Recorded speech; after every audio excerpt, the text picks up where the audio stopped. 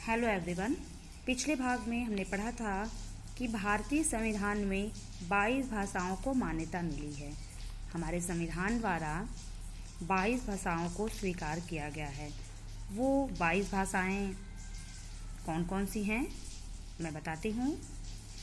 हिंदी, संस्कृत, उर्दू, डोगरी, पंजाबी, मराठी, गुजराती, उड़िया, बांग्ला, असमिया, कोंकणी, कन्नड़, तमिल, तेलुगु, मलयालम, कश्मीरी, बोडो, मैथिली, नेपाली, मणिपुरी, सिंधी और सिंथाली। ये भारतीय संविधान में 22 भाषाओं को स्वीकार किया गया है। अब हम पढ़ते हैं मातृभाषा, मदर टंग को, कि मातृभाषा किसे कहते हैं। जो भाषा बच्चा सर्वप्रथम अपने घर में अपने परिवार से सीखता है उसे मातृभाषा कहते हैं।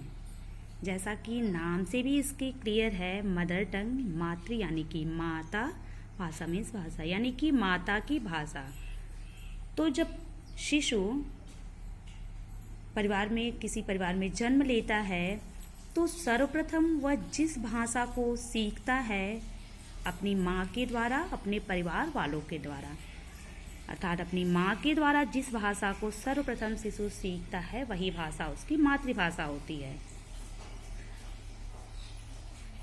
बच्चा भाषा का पहला पाठ अपनी माँ से सीखता है। कोई भी बच्चा अपनी माँ से सर्वप्रथम भाषा को सीखता है।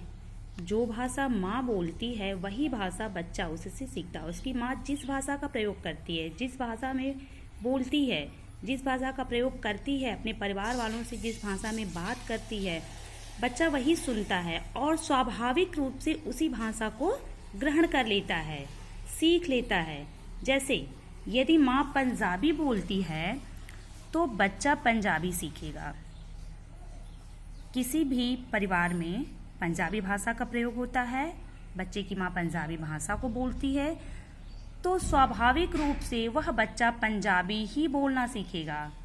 हिंदी भाषी परिवार में जन्म लेने वाला बच्चा अपने स्वभावानुसार हिंदी भाषा को ही सीखेगा। ठीक उसी प्रकार से अगर किसी बच्चे की माँ पंजाबी बोलती है, पंजाबी परिवार में रहती है, उसके परिवार वाले पंजाबी बोलते हैं तो वह बच्चा भी पंजाबी सीखेगा, पंजाबी में ही बोलेगा।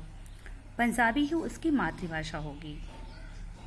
हिंदी भाषी परिवार में जन्म लेने वाला बच्चा हिंदी भाषा उसकी माँ बोलेगी, उसके परिवार वाले बोलेंगे तो वह हिंदी सीखेगा, हिंदी उसकी मातृभाषा होगी। लेकिन अगर पंजाबी परिवार का बच्चा है, पंजाबी बोलना सीखता है तो पंजाबी उसकी मातृभाषा होगी। इसी प्रकार अलग अलग प्रांतों में रहने वालों की मातृभाषा भी अलग अलग हो सकती है, परंतु मानक भाषा एक ही है।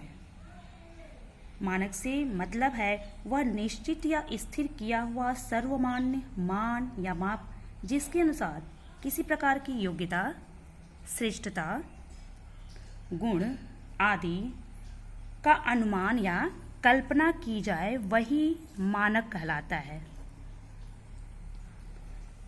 दूसरे शब्दों में भी उसको इस प्रकार से कह सकते हैं कि विशिष्ट वस्तुओं के आकार, प्रकार, महत्व आदि की जांचने का कोई आधिकारिक आदर्श या रूप, वो क्या कहलाता है तो मानक कहलाता है।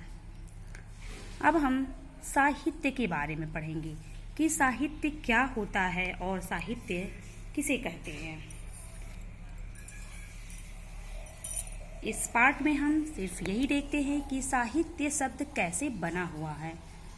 तो साहित्य शब्द साहित्यो यत् प्रत्यय के योग से बना हुआ है, जिसका शाब्दिक अर्थ होता है साथ होना।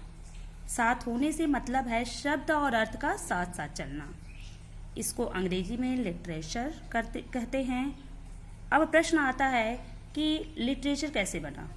तो लिटरेचर शब्द लैटिन भाषा के लेटर शब्द से बना है। साहित्यस्य भाव साहित्यम। साहित्यस्य का मतलब है हितकारी या हित चाहने वाला। ऐसी रचना जो हितकारी हो उसे साहित्य कहा जाता है। उसको दूसरे शब्दों में इस प्रकार भी कह सकते हैं कि ज्ञान राशि के संचित कोष को साहित्य कहते हैं। 7वीं 8वीं शताब्दी से पहले साहित्य के लिए काव्य शब्द का प्रयोग किया जाता था। किसी भी साहित्य का मूल स्रोत आदिवासी साहित्य होता है। आगे के भाग में हम देखेंगे कि साहित्य क्या है और व्याकरण क्या है, व्याकरण के कौन कौन से अंग हैं। धन्यवाद।